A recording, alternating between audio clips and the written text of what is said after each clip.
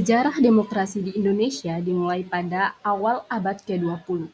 Pada fase ini, Indonesia masih mengalami penjajahan oleh Belanda dan pemikiran demokrasi modern dari Barat sudah mulai masuk ke Indonesia. Tepatnya, anak-anak muda dan mahasiswa yang mengenyam pendidikan di Eropa banyak membaca ide-ide demokrasi melalui buku serta ruang-ruang diskusi. Kemudian, mereka banyak mendapatkan inspirasi mengenai konsep negara demokrasi yang terbuka dan sangat kontradiktif dengan Indonesia. Lalu, seperti apa sejarah demokrasi di Indonesia? Bagaimana perkembangannya dari masa ke masa? Sejarah demokrasi di Indonesia mengalami dinamika yang cukup kompleks dan menjalani perkembangan yang sangat dinamis. Generasi pertama yang merasakan bagaimana indahnya demokrasi di negara-negara Eropa adalah Muhammad Hatta, yang kelak menjadi wakil presiden Indonesia.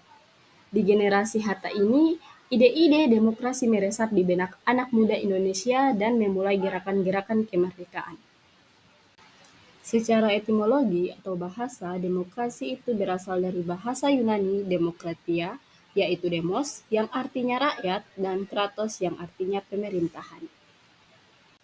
Sejarah singkat demokrasi di Indonesia menurut Abraham Lincoln, seorang politisi dan Presiden ke-16 Amerika Serikat, demokrasi adalah dari rakyat, oleh rakyat, dan untuk rakyat, di mana sistem demokrasi menempatkan rakyat sebagai pemegang kekuasaan tertinggi. Perkembangan demokrasi di Indonesia dari masa ke masa. Ada 4 perkembangan. Berikut penjelasannya. Yang pertama ada demokrasi parlementer.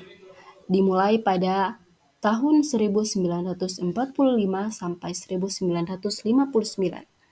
Demokrasi parlementer dimulai ketika Indonesia resmi menjadi negara merdeka hingga berakhir di tahun 1959. Demokrasi parlementer adalah sistem demokrasi yang menempatkan parlemen sebagai bagian fundamental di pemerintahan. Akan tetapi, konsep demokrasi ini dinilai kurang cocok untuk negara Indonesia. Yang kedua ada demokrasi terpimpin. Ciri yang paling khas dari konsep demokrasi terpimpin adalah kehadiran peran dan campur tangan presiden selaku pemimpin tertinggi demokrasi dan revolusi, yakni Presiden Soekarno. Yang ketiga, demokrasi Pancasila Orde Baru dimulai pada tahun 1965 sampai 1998. Setelah peristiwa G30 SPKI terjadi di tahun 1965, terjadi pergantian pemimpin dari Soekarno menuju Soeharto. Era Orde Baru ini juga dikenal dengan istilah demokrasi Pancasila yang menjadikan Pancasila sebagai landasan demokrasi. Akan tetapi, rezim yang berkuasa selama 32 tahun juga dihantui dengan beberapa penyimpangan seperti penyelenggaraan pemilu yang tidak jujur dan tidak adil. Kedua, penegakan kebebasan berpolitik bagi pegawai negeri sipil. Yang ketiga, kekuasaan kehakiman yudikatif yang tidak mandiri karena para hakim adalah anggota PNS Departemen Kehakiman. Yang keempat, kurangnya jaminan kebebasan mengemukakan pendapat.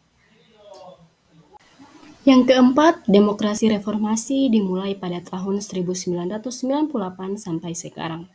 Berakhirnya rezim Orde Baru yang berkuasa selama 32 tahun melahirkan demokrasi baru yang dikenal dengan istilah era reformasi.